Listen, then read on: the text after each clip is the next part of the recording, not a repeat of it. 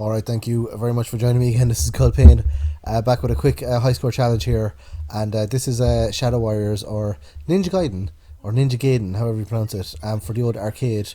So this one has one of the most gruesome continue screens ever. So I just died there, and this is the best score that I got. I don't have much time to practice this. Plus, this is way too hard. In order for me to get good at this, although I always say that, I always say like, oh, I'll really try it this time, but then I'll just end up playing the game for like an hour or two, and then whatever score I get, that's just what I'll put through, and I end up coming last or something on the high score challenge. But oh well, I don't mind. Someone has to come last. Yeah. So this one, I never actually played this. I played the one on the Nintendo NES. That one is too hard. I can't play it. It's just too difficult. Like, I just don't enjoy it. And this one is even more difficult than the Nintendo one. I can't believe it, but I think there's an act to it. So basically, when I played this first, I tried to jump and attack. You can't do that.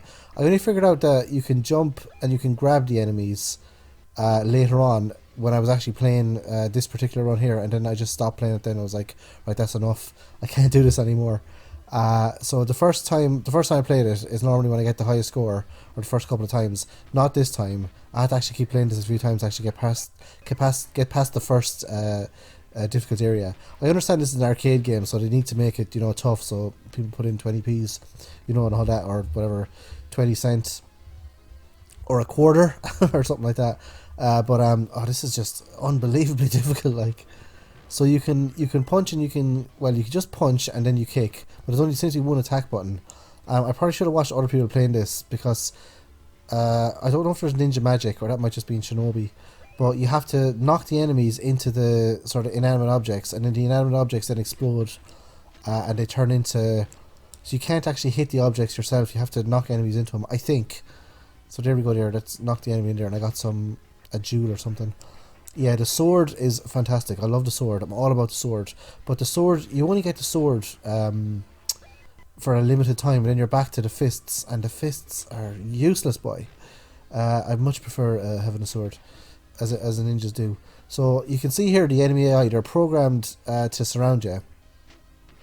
And if they surround you, that's it. Because if they attack you once, I think you can jump away from their attacks, although I'm not 100% sure. But if they attack you, that's one life block gone. Because they seem to be able to juggle you, or they seem to be able to dominate. This is like what would actually happen if you tried to go out and fight this many people. You would get your ass kicked.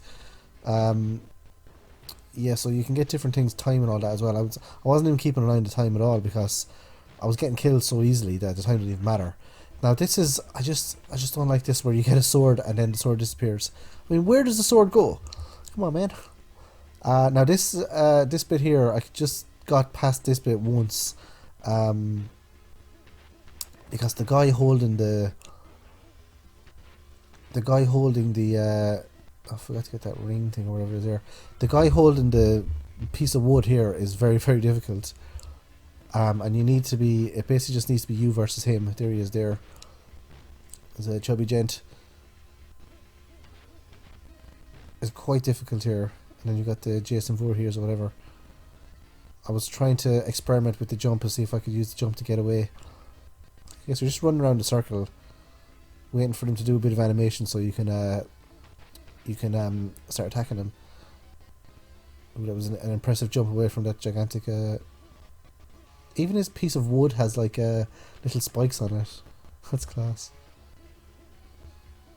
Yeah, so he's not too bad if he's on his own, but if there's other people around him, this man with the gigantic piece of wood just will dominate you.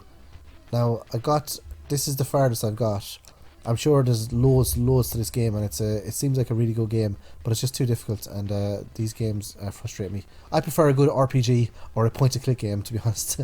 But yeah, what can you do? These are good for like high-score challenges, as I'm doing here. So this part here, now this is where I kind of regret.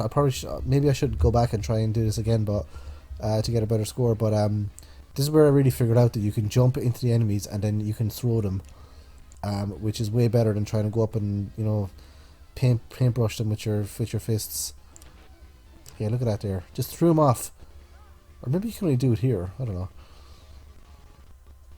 Yeah, once I figured it out, I was all about the jump throw thing. So that's well, not obviously a copy, but you could say that's kind of like the Marilyn Monroe in Shinobi. What a strange background.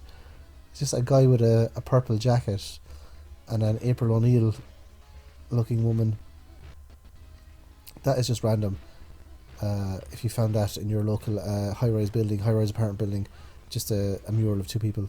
So that's me dead anyway. I can't remember what the score is. I'll put it at the bottom of the screen there. I wasn't even paying attention. And that's the continue screen. I just such a class continue screen. Okay, thanks very much for choosing Ninja Gaiden or Shadow Warriors, and I'll see you guys in the next video. Adios. Have a nice day.